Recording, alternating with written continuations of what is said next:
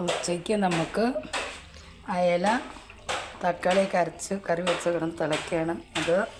പിന്നെ മീൻ വറക്കാൻ വെച്ചിട്ടുണ്ട്, പേരറിയാൻ പാടില്ലാത്ത മീൻ. ഇത് ഈ മീനാണ് കേട്ടോ. അയ്യോ, കിളിമീനാണിത്, രണ്ടുമൂന്നെണ്ണം. ഇതൊരു മീൻ, ഉണ്ടാവും മീൻ. പിന്നെ രാവിലെ പിള്ളേർക്ക് ചോറുണ്ടാക്കിയ സോയാബീൻ രസമുണ്ട്. പിന്നെ കുഞ്ഞു കൊച്ചിന് എപ്പോഴും രസം വേണം.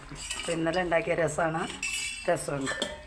അപ്പം നമുക്ക് വെള്ളരിച്ചോറിൻ്റെ കൂടെ ഉച്ചയ്ക്ക് കഴിക്കാം. ഇത് ചോറ്. പുതിയ റൈസ് കുക്കർ അതിനകത്ത് ഇന്ന് ഉദ്ഘാടനം ചെയ്തു. റൈസ് കുക്കർ എനിക്കുണ്ടായിരുന്നു ചുമപ്പ്.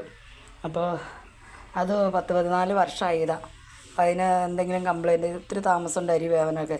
പിന്നെ 2 വർഷത്തിൽ കൂടുതൽ ഉപയോഗിക്കാൻ പാടില്ല, അത്രേ ഗ്യാരണ്ടി ഉള്ളൂ എന്നൊക്കെ അവർ മേടിക്കാൻ ചെല്ലുമ്പോൾ പറയും. പക്ഷേ ഞാൻ 14 വർഷം ഉപയോഗിച്ചു.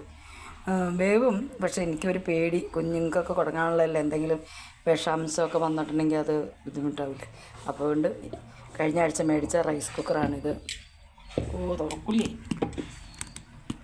തുറക്കണേ ഇതിനല്ലേ. ഇതാണ് റൈസ് കുക്കർ, അതിൻ്റെ കലാണിത്. പെട്ടെന്ന് ഒരു സെക്കൻഡ് നേരം പെട്ടെന്ന് അരി വെന്തു. 5 മിനിറ്റായി അരി പെട്ടെന്ന് വെന്തു. മറ്റേ കുറേ താമസമുണ്ട് പഴയതായാലും. അപ്പോൾ ഇത്രയ്ക്കൊക്കെ ഉള്ളൂ. എൻ്റെ വീഡിയോ ഇഷ്ടപ്പെട്ടെങ്കിൽ ലൈക്ക് ചെയ്യുക, ഷെയർ ചെയ്യുക, കമൻറ്റ് ചെയ്യുക. പണിയുണ്ട് എല്ലാവരും. എന്താ പറയണേ? ബൈ.